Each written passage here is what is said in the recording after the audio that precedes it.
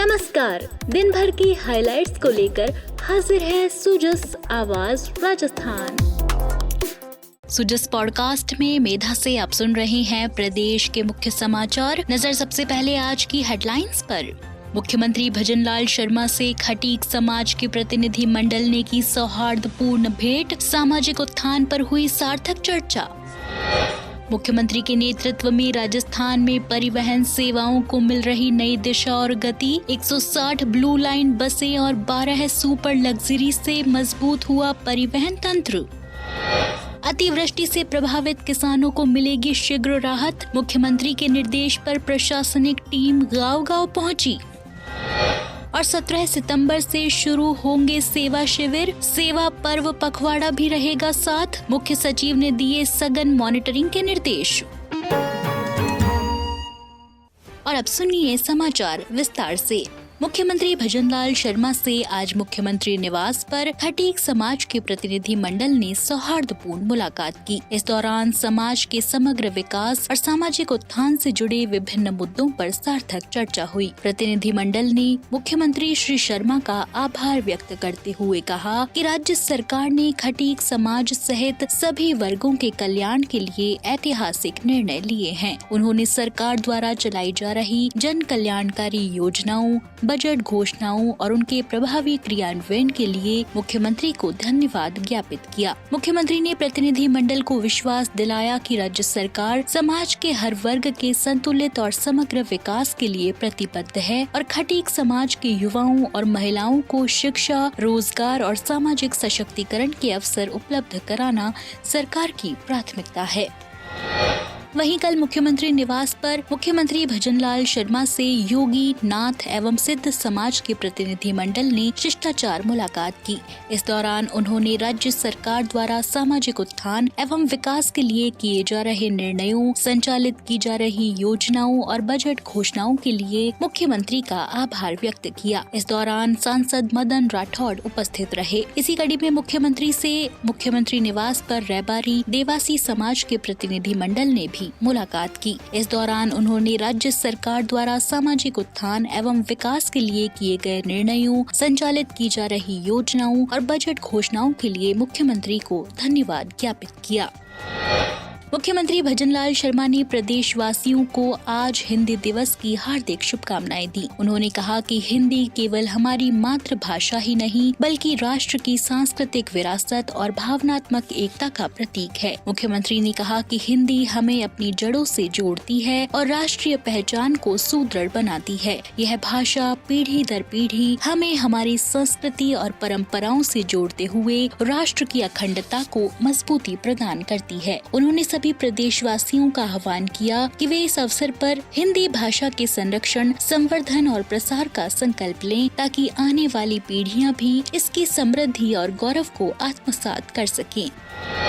मुख्यमंत्री भजनलाल शर्मा के नेतृत्व में राजस्थान में परिवहन सेवाओं को नई दिशा और गति मिल रही है। सरकार का उद्देश्य है कि हर नागरिक तक सुरक्षित, सुलभ और आधुनिक यातायात सुविधाएं पहुंचे। इसी क्रम में नई बसों का संचालन शुरू होने से यात्रियों को आरामदायक सफर का अनुभव मिल रहा है और यातायात प्रबंधन भी बेहतर हुआ है। राज्य सरकार ने बजट घोषणाओं के तहत 160 ब्लू लाइन एक्सप्रेस बसों को जयपुर, अजमेर, अजयमेरू, कोटपुतली, धौलपुर, सवाई माधोपुर, भीलवाड़ा, वैशाली नगर, विद्याधर नगर, शाहपुरा, हिंडौन और दौसा सहित 12 डिपो में शामिल किया है। वहीं 12 सुपर लग्जरी बसों की खरीद से राजस्थान राज्य पथ परिवहन निगम के बेड़ों को और मजबूती मिली है। धार्मिक पर्यटन को प्रोत्साहित करने के लिए अयोध्या, गोवर्धन, सालासर बालाजी, रामदेवरा, श्रीनाथ जी, श्रीकरणी माता, कैंची धाम और कैला देवी जैसे प्रमुख तीर्थ स्थलों पर सीधी और सुविधाजनक बस सेवाएं शुरू की गई है। युवाओं और महिलाओं के लिए भी सरकार ने विशेष पहल की है। परीक्षार्थियों को परीक्षा से 2 दिन पहले से लेकर परीक्षा के 2 दिन बाद 5 दिन निशुल्क यात्रा सुविधा दी जा रही है। इसके साथ ही रक्षाबंधन पर पहली बार महिलाओं के लिए 2 दिन तक निशुल्क यात्रा का ऐतिहासिक निर्णय लिया गया, जिससे लाखों महिलाओं को लाभ मिला। वहीं वरिष्ठ नागरिकों के सम्मान में सरकार ने 60 से 80 वर्ष आयु वर्ग के यात्रियों के लिए किराए में छूट को 30% से बढ़ाकर 50 50% कर दिया है। इससे बुजुर्ग यात्रियों को आर्थिक राहत और आत्मसम्मान दोनों प्राप्त हो रहे हैं। यात्रियों की सुरक्षा को प्राथमिकता देते हुए निगम की बसों में पैनिक बटन लगाए गए हैं। महिला यात्रियों, दिव्यांगजन, वरिष्ठ नागरिक, छोटे बच्चों या किसी भी आपात स्थिति में पैनिक बटन दबाने पर अभय कमांड सेंटर को तुरंत सूचना मिलती है और लोकेशन ट्रेस कर आवश्यक कार्रवाई की जाती है। इस व्यवस्था ने खासकर महिला यात्रियों के लिए सफर को और सुरक्षित बना दिया है।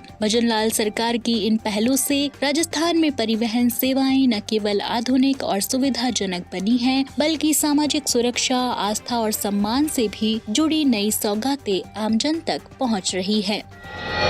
मुख्यमंत्री भजनलाल शर्मा विगत दिनों हुई अतिवृष्टि से प्रभावित किसानों की समस्याओं को लेकर बेहद संवेदनशील हैं। उन्होंने स्पष्ट निर्देश दिए कि फसल खराबे से प्रभावित किसानों को हर संभव राहत शीघ्र उपलब्ध कराई जाए। मुख्यमंत्री के इन निर्देशों के अनुपालना में जयपुर जिला कलेक्टर डॉक्टर जितेंद्र कुमार सोनी ने प्रशासनिक अधिकारियों को अपने अपने अधिकार क्षेत्रों के गाँवों में जाकर फसल नुकसान का जायजा लेने के निर्देश जारी किए। कलेक्टर डॉक्टर सोनी के निर्देश पर शनिवार को उपखंड अधिकारियों, तहसीलदारों और नायब तहसीलदारों ने वर्षा प्रभावित गांवों का दौरा किया। इस दौरान अधिकारियों ने खेतों में जाकर किसानों से संवाद किया और उनकी समस्याओं को सुना। उन्होंने किसानों को आश्वस्त किया कि मुख्यमंत्री की मंशा के अनुसार मुआवजा दिलवाने की संपूर्ण प्रक्रिया नियमों के तहत प्राथमिकता से पूरी की जाएगी, ताकि प्रभावित किसानों को शीघ्र राहत मिल सके। अधिकारियों ने प्रभावित क्षेत्रों में संबंधित हलकों के पटवारियों के साथ मिलकर फसल नुकसान का मौके पर ही आकलन भी किया। साथ ही किसानों से अपील भी की गई कि वे निर्धारित समयावधि में बीमा और मुआवजे से संबंधित आवश्यक जानकारी उपलब्ध कराएं, ताकि शीघ्र राहत वितरण की कार्रवाई प्रारंभ हो सके। अधिकारियों ने किसानों एवं ग्रामीणों को संवाद करते हुए आश्वस्त किया कि राज्य सरकार हर परिस्थिति में किसानों के साथ खड़ी है और अतिवृष्टि से हुए नुकसान की भरपाई हेतु राहत कार्यों को प्राथमिकता से आगे बढ़ाया जाएगा।